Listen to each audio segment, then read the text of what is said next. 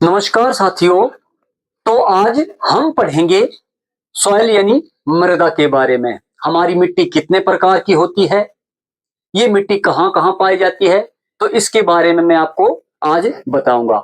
जो मिट्टी का अध्ययन होता है इसे पेडोलॉजी कहते हैं। क्या कहते हैं इसे पेडोलॉजी कहते हैं। और जो पूरी धरती का अध्ययन होता है उसे, भूगोल का अध्ययन होता है उसे जियोग्राफी कहते हैं। इसको क्या कहते हैं? पेडोलॉजी। और मिट्टी का जो निर्माण है, ये प्रोसेस कोई 2 4 5 साल, 10 साल या 100 सालों का नहीं होता है। ये लाखों सालों का होता है मिट्टी का प्रोसेस। मतलब मिट्टी तैयार होने में लाखों या करोड़ों समय लगता है, करोड़ों वर्षों का समय लगता है। मिट्टी बनती कैसे है? जो चट्टानें होती है, चट्टानों की घिसावट के कारण वहां से छोटे छोटे कण पानी बहा कर ले जाता है, या वहीं पर छोटे छोटे चट्टानों की घिसावट के कारण मिट्टी का निर्माण होता है।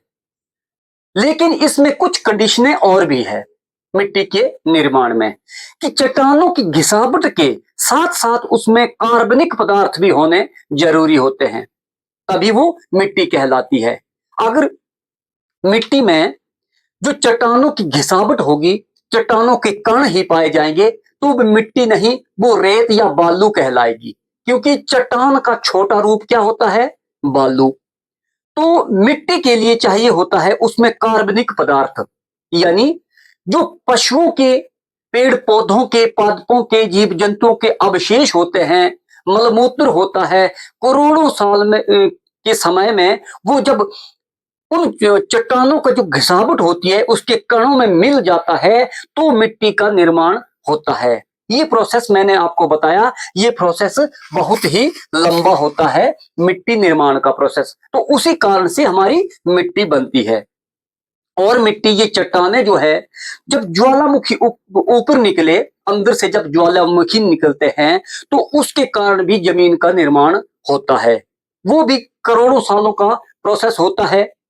लेकिन आज बात करेंगे मिट्टी की।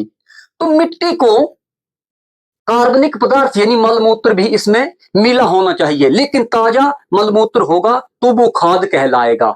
जब मिट्टी बनेगी तो वो मलमूत्र लाखों करोड़ों सालों तक जब उन कणों में, चट्टानों के कणों में रहेगा, तो मिट्टी का निर्माण होगा, यानी मिट्टी बनेगी। मिट्टी की जो परतें हैं उसके बारे में आपको बताऊंगा मैं, कि परतें कितनी होती है, किस प्रकार की होती है। मिट्टी की जो परत होती है उसे सॉइल प्रोफाइल भी कहते हैं। क्या कहते हैं उसको? Soil profile. मिट्टी को मृदा भी कहते हैं, हिंदी में मृदा कहते हैं, अंग्रेजी में इसे सॉइल बोलते हैं। और जो मिट्टी है, मिट्टी ये उर्दू में बोलते हैं। एक अब बात मैं आपको बता दूं, ना चाहते हुए भी हम लगभग 50% जो है उससे भी ज्यादा भाषा हम अपनी हिंदी में उर्दू को मिलाकर बोलते हैं। ऐसे हम जब किताब खोलते हैं, पढ़ाई करते हैं, तब हम मृदा का प्रयोग करते हैं। मृदा यानी सॉइल। वैसे तो हम मिट्टी ही बोलते हैं, सब लोग मिट्टी बोलते हैं। तो ये मिट्टी शब्द जो है ये उर्दू का शब्द है। एक्चुअल में हिंदी का जो शब्द है वो क्या है? मृदा। इसको मृदा बोलते हैं और अंग्रेजी में इसे सॉइल बोलते हैं। तो मिट्टी जो सॉइल प्रोफाइल है इसे मृदा परिच्छेद भी कहा जाता है। क्या? मृदा परिच्छेद। और जो परतें होती है मिट्टी की उसे होराइजन कहते हैं। क्या कहते हैं? जो मिट्टी की परत होती है उसे होराइजन कहते हैं। आगे मैं बताता हूं कि मिट्टी की परतें कितनी होती है। तो मिट्टी की परतें जो है वो 5 प्रकार की होती है। कितने प्रकार की होती है? 5 प्रकार की मिट्टी की परतें होती है। सबसे पहले जो ऊपर की परत होती है, जो ऊपरी परत होती है, उसे ओ के नाम से जानते हैं हम। क्या? ओ के नाम से जानते हैं, यानी ऑर्गेनिक। ऑर्गेनिक जो परत होती है, ऑर्गेनिक का मतलब होता क्या होता है? नेचुरल परत। तो ये इसको जो ऊपर की परत होती है उसे ऑर्गेनिक परत बोलते हैं। इसे ह्यूमस भी कहते हैं। क्या? इसे ह्यूमस भी कहते हैं और इसे कार्बनिक परत भी कहते हैं। कि सबसे ज्यादा जो कार्बनिक पदार्थ है वो ऊपर की परत में, ऊपर की तह में, ऊपर की लेयर में होते हैं। आपने जब खेत आप जोतते हैं, खेत को तैयार करते हैं, बीज बोने के लिए उसको तैयार करते हैं, तो आपने देखा जब हम उसको तैयार करते हैं तो उसके ऊपर अगर झाड़ू लगा दिया जाए तो मिट्टी झाड़ू के साथ चल पड़ती है। तो जो वो परत होती है उसको बोलते हैं हम ओ परत, यानी ऑर्गेनिक परत उसको बोलते हैं, ह्यूमस भी उसको बोलते हैं और कार्बनिक परत भी उसको बोलते हैं।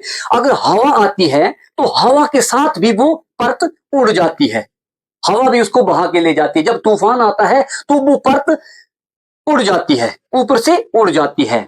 कई वैज्ञानिक जो हैं, कई भूवैज्ञानिक ऐसा कहते हैं कि ये जो ओ परत है, ऑर्गेनिक परत है, कार्बनिक परत है, इसको एक्चुअल में मिट्टी की परत ही नहीं मानते हैं। जो ओ है उसको कई मिट्टी की परत ही नहीं मानते हैं वैज्ञानिक। तो उसके बाद का नंबर आता है ए। ओ के बाद कौन सी परत आती है? ए। तो जो फसलों की जड़ें होती है, जो हमारे लेवल का 4-5 फीट की जो फसलें होती है, उसकी जो जड़ें होती है वो ए परत में चली जाती है। आपने देखा है जब आप धान को बीजते हैं तो क्या करते हैं, ऊपर से मारते हैं, या कोई छोटा पौधा लगाते हैं, मिर्ची का पौधा लगाते हैं, बैंगन का पौधा लगाते हैं, टमाटर का पौधा लगाते हैं, तो क्या करते हैं, ऊपर से ऊपर की परत को हटा के उसको ए में डाल देते हैं, ऊपर की परत को फाड़ के ए में डाल देते हैं। जो ऑर्गेनिक परत होती है, ओ परत होती है, उसको हटा के ए में डाल देते हैं, क्योंकि ओ जो परत है वो बहुत ही हल्की होती है, वो उड़ जाती है, पानी के साथ बह जाती है। तो इसके कारण जो ए होता है उसमें जड़ें चली जाती है और वो हमारी फसलों को मजबूती प्रदान करती है। जैसे गेहूं की फसल आ गई, जौ की फसल आ गई, मक्का की फसल आ गई, आदि सारी जो फसलें हैं, और जो जड़ी बूटी हमारे जो छोटे छोटे हम खाने के लिए फसलें यूज करते हैं, उनकी जड़ें ए में होती है। और जो ओ परत होती है, आपने देखा कई बार पहाड़ी के क्षेत्रों से पहाड़ी के क्षेत्रों से ऊपर से मिट्टी बहा कर ले जाता है, पानी बहा कर ले जाता है, और देखा ऊपर के खेत से आ गया और आपका खेत समतल है तो उसमें आके पानी जमा हो जाता है। जब पानी धीरे धीरे बैठ जाता है तो वो परत जो होती है, ह्यूमस की परत जो होती है, ऑर्गेनिक परत होती है, वो आपके खेत में बैठ जाती है, तो आपका खेत ज्यादा उपजाऊ हो जाता है। लेकिन उसका कोई जो परत होती है वो परत जल्दी निकल जाती है, पानी आएगा तो पानी के साथ बहा कर ले जाएगी। लेकिन ये जो परत है ये आसानी से पानी इसको, जब तक कोई स्लाइड ना हो उसके उसके कारण इसकी ये बह सकती है, या ज्यादा कोई बाढ़ या आ जाए तब तो फिर तो पहाड़ भी निकल जाते हैं। तो ये परत जो है ये आसानी से नहीं जाती, इसकी जड़ें जो है ये हमारी फसलों की जड़ों को मजबूती प्रदान करती है। कौन परत? ए परत। उसके बाद आती है बी। तो जो बी परत होती है, ये बी परत जो होती है ये हमारे बड़े पेड़ पौधे होते हैं उनको मजबूती प्रदान करती है।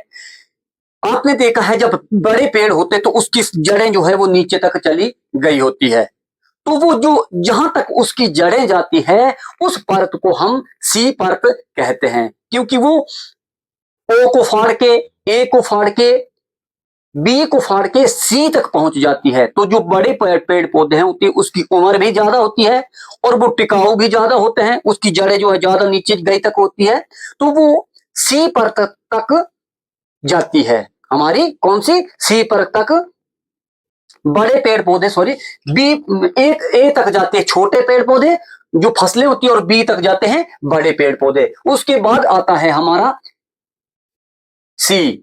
सी में क्या होता है, इसमें चट्टानें होती है लेकिन उतने बड़े लेवल की चट्टानें नहीं होती है, चट्टानें होती है, ये कृषि के लिए उपजाऊ बिल्कुल भी नहीं होती है, क्योंकि इतनी नीचे होती है तो ये कृषि के लिए उपजाऊ नहीं होती है। इसमें चट्टानें रहती है, छोटी छोटी छोटी इसमें चट्टानें रहती है, इसमें छोटी छोटी चट्टानें रहती है। उसके बाद आता है आर।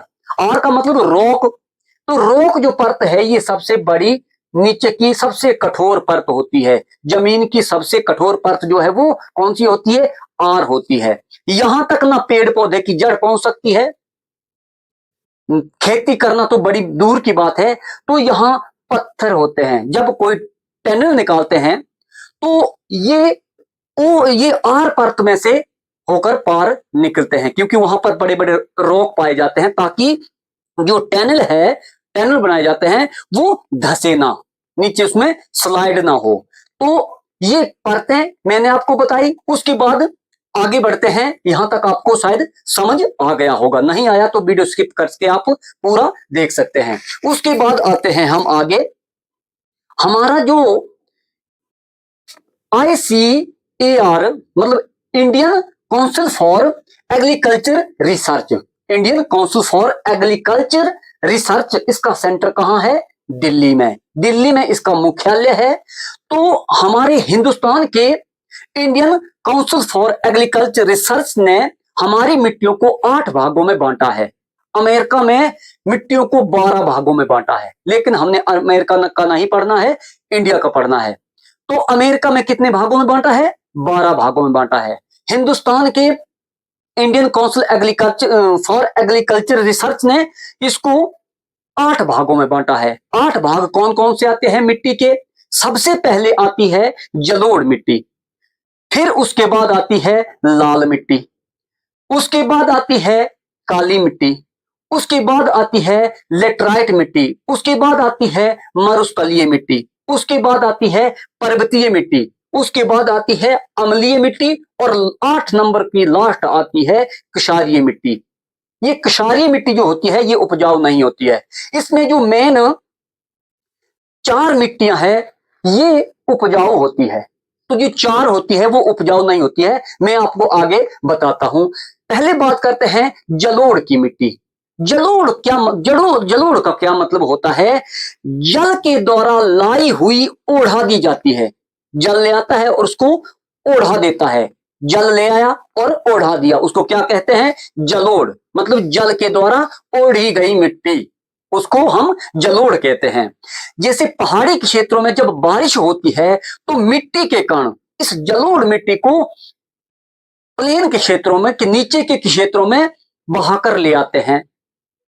अब करोड़ों साल की बात करते हैं, धीरे धीरे जहां आज के जैसे पंजाब है, बिहार है, मध्य प्रदेश है, हरियाणा है, तो नीचे के जो क्षेत्र है, ऊपर के हिमालय के क्षेत्रों से जब मिट्टी बहाकर ले आती है बारिश, तो पानी वहां कर उसको मिट्टी को वहां पर बिछा देता है। तो वो जमीन जो है वो बहुत ही उपजाऊ होती है, क्योंकि जो सारे पोषक तत्व मिट्टी के लिए होते हैं, जो मिट्टी में होते हैं, वो सबसे जलोढ़ मिट्टी जो है ये उपजाऊ होती है। क्योंकि जो खाद होती है, पशुओं का मलमूत्र होता है, पहाड़ों से बहा कर ले आते हैं और प्लेन क्षेत्रों में वो पानी उसको छोड़ देता है और खुद समुद्र में चला जाता है, और वो मिट्टी धीरे वहीं पे बैठ जाती है। कई बार आपने देखा डेल्टा का निर्माण होता है, तो डेल्टा जिन उपजाऊ क्षेत्र होते हैं तो उसको कहते हैं जलोढ़ मिट्टी, यानी जल के द्वारा लाई हुई ओढ़ा दी गई मिट्टी को जलोढ़ मिट्टी कहते हैं। अब इस मिट्टी को, एक मिट्टी आपने सुना होगा दोमट मिट्टी, कछारी मिट्टी। आपने सोचा कि दोमट का नाम क्यों नहीं आया इसमें, कछारी मिट्टी का नाम क्यों नहीं आया? तो आगे मैं बताता हूं। जो दोमट मिट्टी है और कछारी मिट्टी है ये जलोढ़ मिट्टी के अपरूप होते हैं। कैसे होते हैं? बालू की मात्रा, अगर रेत की मात्रा जलोढ़ मिट्टी में अगर ज्यादा पाई जाए तो इसे दोमट मिट्टी कहते हैं, और अगर बालू की मात्रा कम पाई जाए तो इसे कछारी मिट्टी या कांप मृदा कहते हैं। बालू की मात्रा ज्यादा होने से कौन सी मिट्टी हो जाती है? दोमट मिट्टी। अगर बालू की मात्रा कम हो जाती है तो कछारी मिट्टी, यानी इसे कांप मृदा भी कहते हैं। जो दोमट मिट्टी होती है ये गेहूं के लिए बड़ी लाभदायक होती है। इसमें गेहूं का उत्पादन सबसे ज्यादा होता है। और जो कछारी मिट्टी है ये धान के लिए बहुत होती है, क्योंकि इसमें बालू की मात्रा कम होती है और ये कीचड़ के समान होती है, कीचड़ के समान होती है, तो इसमें धान की उपज जो है वो सबसे अधिक होती है। तो आपने देखा है धान की खेती कैसे करते हैं?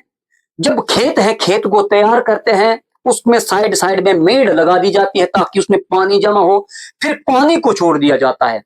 पानी को छोड़ दिया जाता है तो पूरा उसमें कीचड़ कीचड़ हो जाता है। पानी की वजह से पानी को लगभग फुट 1.5 फुट तक उसको भर दिया जाता है। फिर उसमें धान की रोपाई की जाती है, क्योंकि धान के लिए पानी जो है सबसे अधिक जरूरत होती है धान को पानी की, तो उसमें धान की रोपाई की जाती है। तो ये सबसे ज्यादा धान जो है वो कछारी मिट्टी में पाया जाता है। तो कछारी मिट्टी में क्या पाया जाता है? सबसे ज्यादा धान की खेती होती है। इसे कांप मृदा भी कहते हैं। इसमें क्या होता है, जलोढ़ मिट्टी में फास्फोरस सबसे अधिक पाया जाता है। जो फास्फोरस होता है वो अधिक पाया जाता है। और इसमें कमी क्या होती है? नाइट्रोजन, फास्फेट और पोटेशियम की इसमें कमी होती है। नाइट्रोजन और पोटेशियम की अधिक कमी होती है, लेकिन फास्फोरस इसमें होता है, लेकिन कम पाया जाता है। उतना जितना कि होना चाहिए उतना नहीं होता है, इसमें कम पाया जाता है। तो इसकी इसमें कमी होती है। अब इसकी कमी को पूरा करने के लिए वैज्ञानिकों ने क्या उपाय निकाला? एनपीके। एनपीके उसको डाल देते हैं, उर्वरक को डाल देते हैं खेत में अपने। अब एन डाल दिया, उसको यूरिया, ठीक है। तो यूरिया से इसकी कमी पूरी जो हो जाती है, नाइट्रोजन की कमी यूरिया को डालने से पूरी हो जाती है। जो पी है, डीएपी, आपने देखा डीएपी का बोरा होता है, डीएपी, इसमें डाई अमोनिया फास्फेट क्या होता है, उसको पूरा बोलते हैं डाई अमोनिया फास्फेट। इसको डालने से जो पी है इसकी कमी पूरी हो जाती है। जो फास्फोरस होता है इसकी कमी पूरी हो जाती है। और जो के होता है पोटाश, इसको पोटाश डालने से पोटाशियम की कमी पूरी हो जाती है। तो मिट्टी को इस प्रकार से वो उपजाऊ बनाते हैं। तो ये आ गया हमारा जलोढ़ मिट्टी। उसके बाद आता है लाल मिट्टी। लाल मिट्टी के बारे में आपको बता दूं, ये हल्का दानेदार होती है, छोटे दाने होते हैं इसमें, ये दानेदार होती है। इसका रंग जो है वो लाल होता है। और ये आयरन ऑक्साइड अधिक होने की वजह से इसका रंग लाल होता है। इसमें बाजरा, जौ, मक्का आदि जो फसलें हैं इसमें काफी अच्छी होती है। क्या होती है? बाजरा, जौ और मक्का इसमें अधिक होता है। इसमें आयरन ऑक्साइड की अत्यधिक होने की वजह से इसका रंग जो है वो लाल होता है। और इसमें खनिज भी अधिक पाया जाता है। इसमें क्या? खनिज भी अधिक पाया जाता है। ये खनिज के लिए भी बहुत विशेष मानी जाती है। उसके बाद आते हैं काली मिट्टी। काली मिट्टी को लावा निर्मित मिट्टी या बेसाल्ट मिट्टी भी कहते हैं। बेसाल्ट आपने देखा चट्टानें होती, कुछ बेसाल्ट लावा के बारे में जब पढ़ा था तो लावा बेसाल्ट होता है, ठीक है। तो इसको बेसाल्ट मिट्टी भी कहते हैं या लावा निर्मित मिट्टी भी कहते हैं। और इसका दूसरा नाम है रेगुर मिट्टी। रेगुर मिट्टी इसका दूसरा नाम होता है। तो इसका फेरस मैग्नेटाइट की वजह से रंग जो है वो काला होता है। फेरस मैग्नेटाइट की वजह से इसका रंग क्या होता है? काला होता है। ये अत्यधिक भारत में महाराष्ट्र के जो एरिया है वहां पर ज्यादा पाई जाती है काली मिट्टी, वहां पर अधिक पाई जाती है।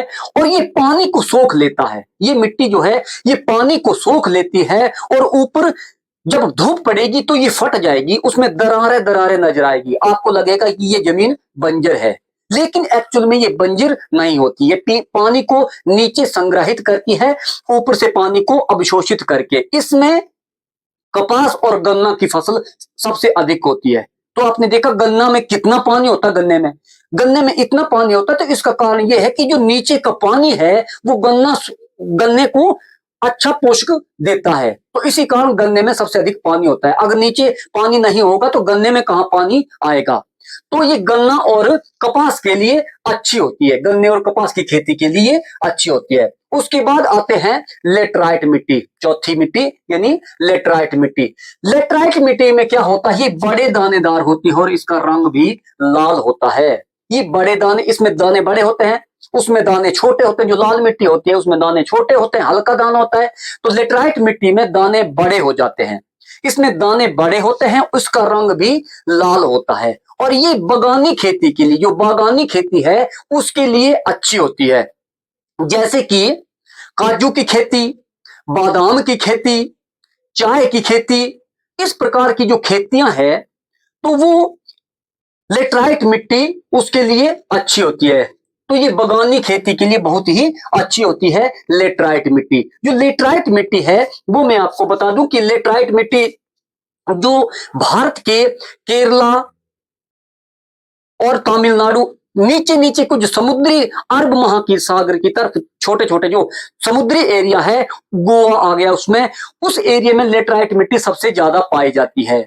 और महाराष्ट्र में कौन सी मिट्टी पाई जाती है? काली मिट्टी। आप लोगों में से कोई महाराष्ट्र के भी होंगे, तो महाराष्ट्र वाले ने आपने देखा होगा अपने खेत में, खेत फट के वहां दरारें पड़ जाती है, तो वो काली मिट्टी, उस मिट्टी को क्या कहा जाता है? काली मिट्टी कहा जाता है। उसके बाद आते हैं मरुस्थलीय मिट्टी। अब ये जो 4 मिट्टी बताई, ये खेती के लिए बहुत ही अच्छी होती है, लेकिन जो 4 मिट्टियां होती है, फिर 8 मिट्टियां हैं, तो 4 मिट्टी खेती के लिए अच्छी होती है, जो 4 मिट्टियां हैं ये लगभग खेती के लिए अच्छी नहीं मानी जाती है।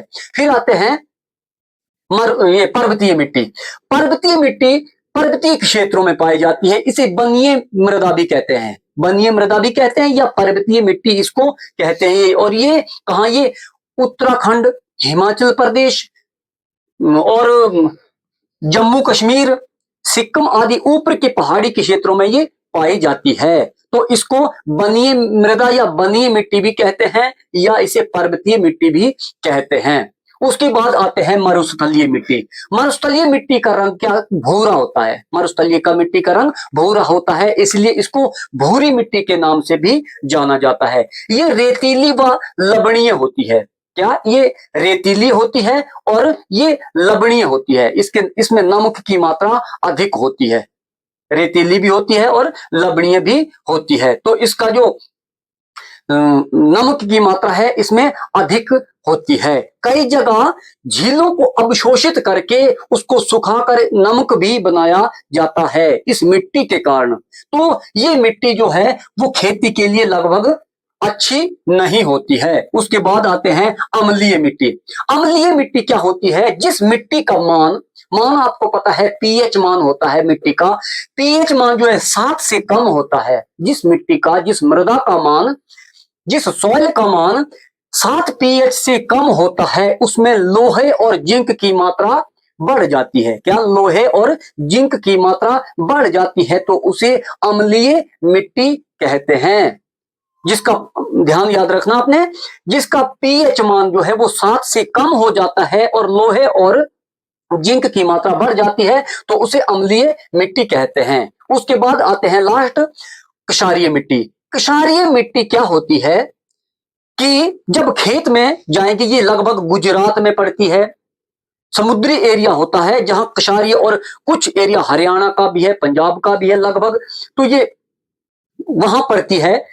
तो क्या होता है इसमें, कमी क्या होती है इस मिट्टी में कि मेरेलिनियम, मैग्नीशियम, कैल्शियम, स्ट्रेशियम, बेरियम और रेडियम, इसकी कमी हो जाती है। तो इसके कारण जो क्षार है ऊपर आ जाते हैं, क्षार ऊपर आ जाते हैं, ऊपर सफेद सफेद एक परत जैसी बन जाती है, इस मिट्टी के ऊपर सफेद परत बन जाती है। अगर उस परत को हटा दिया जाए, उस परत को हटा के दूर फेंक दिया जाए और उसमें फिर उसमें जिप्सम डाल दिया जाए, तो वो उपजाऊ बन सकती है, वो मिट्टी उपजाऊ बन सकती है, लेकिन जिप्सम का प्रयोग करना पड़ेगा। अगर आप जिप्सम नहीं डालते हैं तो इसमें कुछ नहीं होगा।